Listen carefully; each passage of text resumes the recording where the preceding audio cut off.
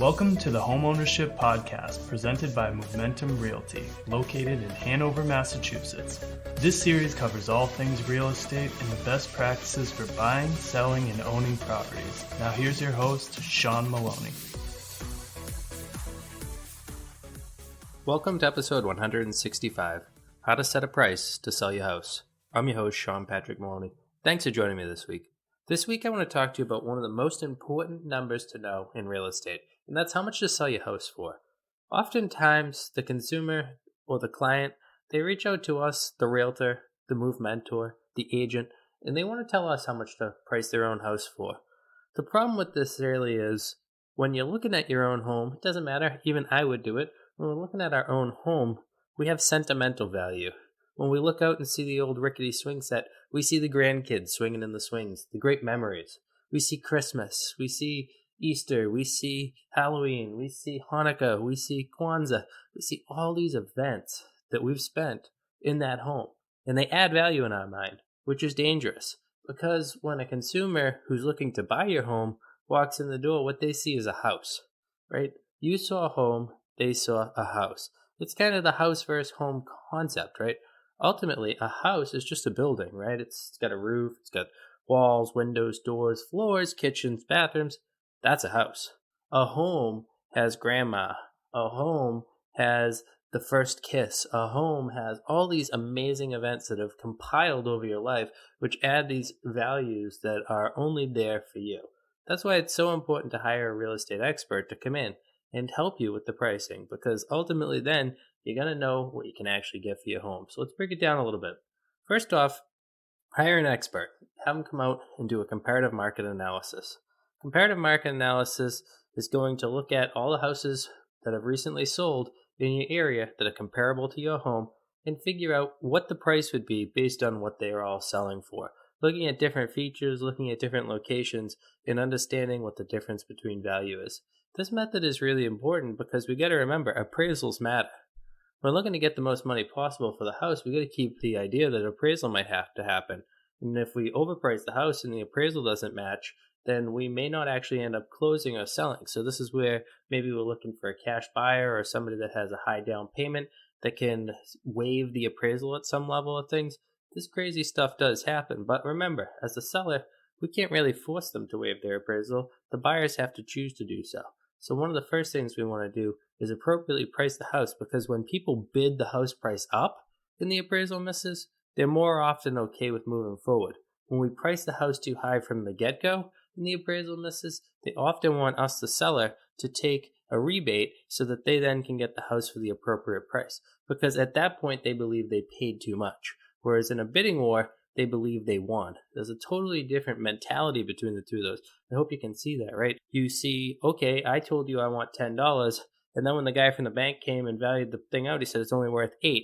Versus me telling you it's only worth $8, 5 other people want it, and you saying I'm willing to pay you $10 because I'm willing to beat out those guys. That's why there's a huge difference in that mindset. So pricing it correctly at the beginning, right? We get in that perfect price line where nobody could really, argue the difference. Like, this house is certainly worth what it's worth. But we also want to think we don't want to price it too low, because underpricing a home has other risks. Everyone kind of has a tolerance level about how high they're willing to bid up a home. Some people go 10 grand over, some go 20 grand over. Lots of them use no rhyme or reason for what they choose. It's just arbitrary. They just pick a number and they go with it and they feel comfortable with it. Not exactly sure why, but that's kind of how a lot of people's brains work. Often if you're working with a buyer's agent and they're going to help you, what they're going to do is they're going to do some market research, basically a comparative market analysis, look at pricing, and then see on average what that area, how much are people going over asking. So the thing is, when they do this CMA to price it versus what you did, this is where they figure out that appraisals matter type thing, like where this person is not going to get an over asking bid, they overprice the home. So underprice, overprice, both a slippery slope. Each direction does not lead to success. And that's why it's so funny, right? We do so many different things in life when you think about it. Like, you go in to buy an iPhone, you go pick up the Samsung, you compare it, you weigh it out, you think about it, you walk in and out of Verizon, maybe Sprint, T-Mobile, Metro PCS, then you make a decision. Somehow in housing, people get the idea like, I'm just going to sell my house by myself. Or I'm just going to call that person I saw on a sign. but no rhyme or reason behind what they do. What if I told you that this is the largest investment that you'll ever have in life?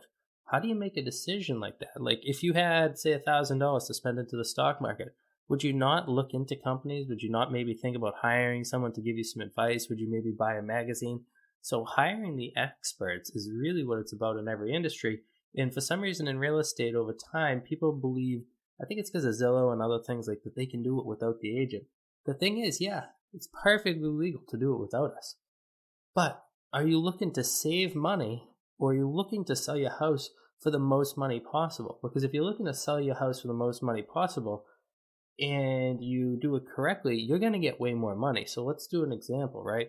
Say, for instance, a person was to charge, say, 6% to list the house, and you got 106,000, and you had only asked 100. Technically speaking, that person worked for nothing because you got 6,000 more than you were expecting, so you got all 100,000. You thought you were going to get 94,000, right? Well, when we look at these types of equations, a lot of times when people price it themselves, get the price wrong, they sell for 10, 20, 30% less than they would have. Now, they do that all in the name of avoiding that, say, 6% or 5% or 4%. Realize, too, there's no such thing as an industry standard percent. That's completely illegal. There's something called the Sherman Act, antitrust violation, so we can't do that. We as real estate brokerages don't speak with each other about the numbers. We don't even talk to each other at all, because if we did, we would be in violation of license law. So realize that you have a very trustable industry out here. We're insured, we're bonded, we're licensed, we're professionals just like attorneys, just like accountants, just like stock and bond advisors, mortgage brokers, and we're here to help you. So take advantage of this resource that oftentimes ends up meaning that you net more money, which means you take more money, or as a buyer, you pay less money by working with the right people. Remember, setting the price to sell your house is crucial.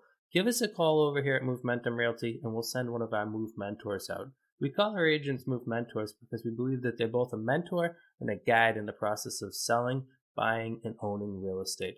Thank you so much for listening to today's episode. Make sure to subscribe if you haven't already done so. Also, tell all your friends and family about it. Make sure they know that this podcast has so many great free resources to learn how to buy, sell, and own houses. Thanks again for listening, and have a great week.